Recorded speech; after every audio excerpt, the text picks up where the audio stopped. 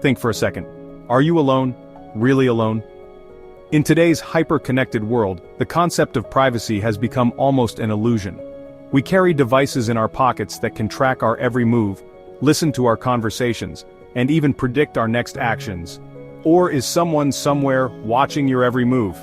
Surveillance cameras are no longer confined to banks and high-security areas. They are on every street corner, in every store, and even in our homes. It's a question that used to be confined to the paranoid corners of the internet, whispered by conspiracy theorists in hushed tones. But now, it's a mainstream concern, discussed openly in newsrooms, classrooms, and living rooms. Now, it's a question we all need to be asking. With the advent of smart technology, our personal data is being collected at an unprecedented scale. Every app we use, every website we visit, every online purchase we make, adds to the digital footprint that companies and governments can analyze. Because the truth is, thanks to the rise of artificial intelligence, we are all living under the watchful gaze of a vast, invisible surveillance network. AI algorithms can sift through mountains of data in seconds, identifying patterns and making predictions about our behavior. This isn't some dystopian sci-fi fantasy, it's our current reality, a reality where our every action is monitored and recorded. The technology that was once the stuff of science fiction is now an integral part of our daily lives. It's happening right now, in every corner of the globe, often without our knowledge or consent. From the bustling streets of New York to the remote villages in Africa, surveillance technology is ubiquitous. From the moment you wake up to the moment you close your eyes, your every move, every click, every like, is being tracked, analyzed, and stored.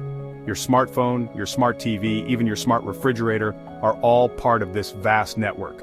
Welcome to the age of AI surveillance, an age where data is the new oil and information is power. Companies and governments are investing billions to develop more sophisticated surveillance technologies. But here's the thing, it's not just governments watching us anymore.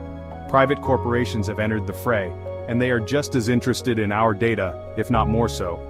Tech giants, with their endless resources and insatiable appetite for data, are building digital profiles more detailed than we can imagine. They track our online behavior, our social interactions, and even our physical movements. They know our habits, our preferences, even our deepest fears. This data is then used to create targeted advertisements, influence our purchasing decisions, and even sway our political opinions. And they're using that information to sell us stuff, to influence our opinions, to shape our reality. The algorithms decide what news we see, what products we buy, and even who we vote for. So, are we being watched? The evidence is overwhelming. Surveillance is no longer a question of if, but of how much and by whom. The answer is a resounding yes. We are being watched, tracked, and analyzed every second of every day. The real question is, what are we going to do about it? How do we reclaim our privacy in a world where surveillance is the norm? It's a challenge we must face together, as individuals and as a society. The idea of surveillance isn't new.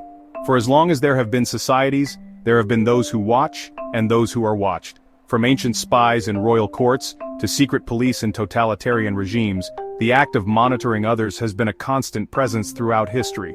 Governments and institutions have been keeping tabs on their citizens for centuries.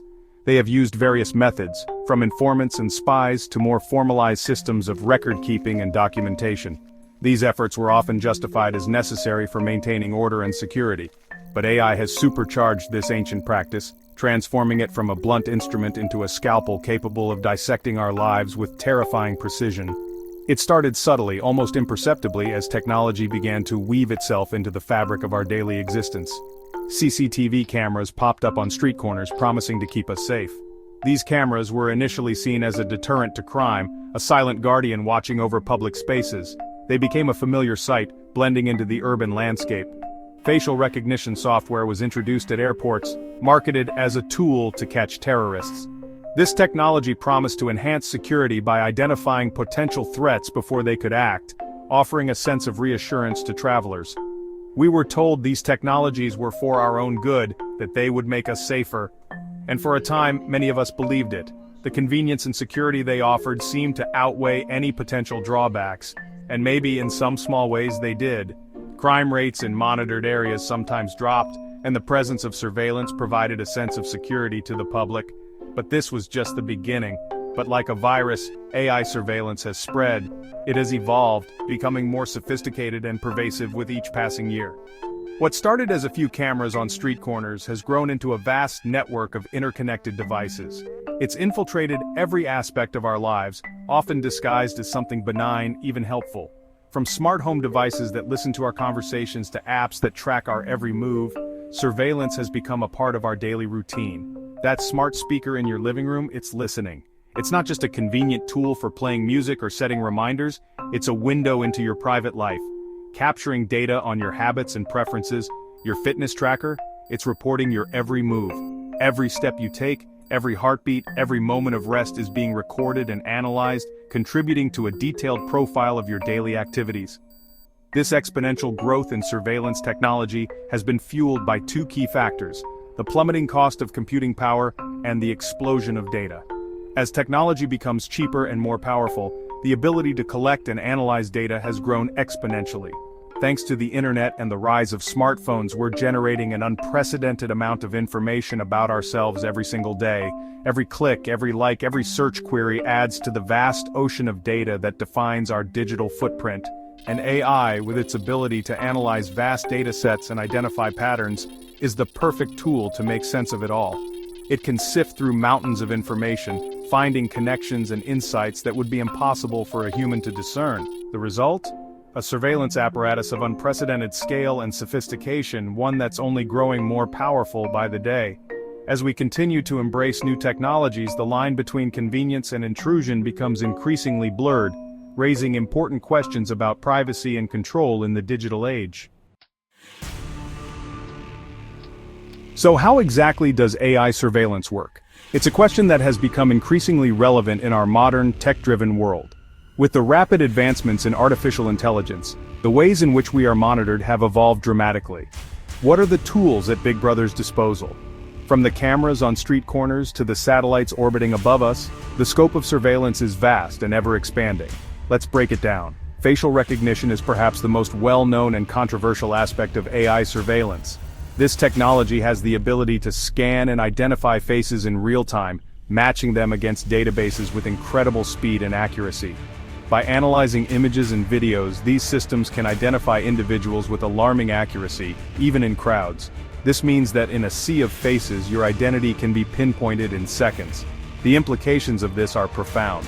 Imagine walking through a busy city square, unaware that multiple cameras are tracking your every move, analyzing your face, and logging your location.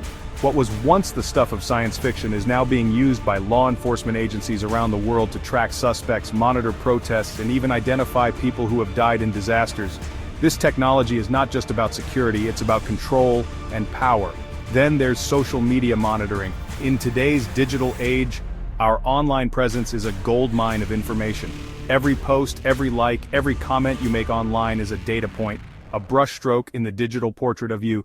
Social media platforms collect vast amounts of data, which can be analyzed to reveal intricate details about your life. AI algorithms are constantly scraping this data, analyzing your online behavior to predict your political leanings, your religious beliefs, even your personality traits. This information can be used for targeted advertising, but it can also be used for more sinister purposes. And let's not forget about the Internet of Things, IoT.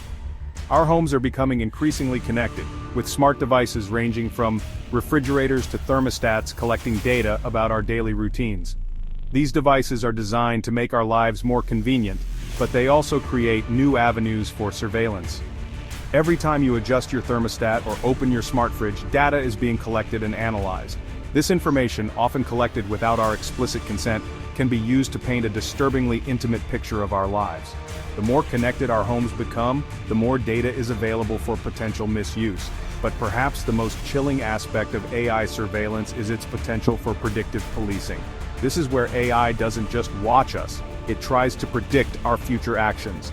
By analyzing crime data and social media activity, these systems claim to be able to predict where crimes are likely to occur and who might commit them. This preemptive approach to law enforcement raises serious ethical and legal questions. The problem? These systems are often riddled with biases, reinforcing existing inequalities and leading to the over-policing of already marginalized communities. The data used to train these AI systems often reflects societal biases, which means the predictions can be skewed and unfair. As we move forward into this brave new world of AI surveillance, it's crucial to ask ourselves, at what cost? The convenience and security offered by these technologies come with significant trade-offs in terms of privacy and civil liberties. It's a delicate balance that society must navigate carefully. For years, the idea of mass surveillance was dismissed as the stuff of conspiracy theories. Then came Edward Snowden. In 2013, Snowden, a former National Security Agency contractor, leaked classified documents revealing the shocking scope of the US government's surveillance programs. One of the most notorious programs exposed by Snowden was PRISM. This program allowed the NSA to collect data directly from the servers of major tech companies like Google, Facebook, and Microsoft. Emails, messages, even video calls were swept up in this digital dragnet. Another program, Palantir, developed by the secretive data analytics company of the same name, provided the government with powerful tools to analyze this vast trove of information. Palantir's software is used by law enforcement and intelligence agencies around the world to track suspects, map relationships, and identify potential threats. And then there's Project Maven, a controversial program that saw Google develop AI technology for the Pentagon to analyze drone footage. The project sparked outrage among Google employees, many of whom argued that the company should not be involved in the development of lethal autonomous weapons systems. These programs, once shrouded in secrecy, are a stark reminder that the erosion of privacy is not some future threat, but a present reality.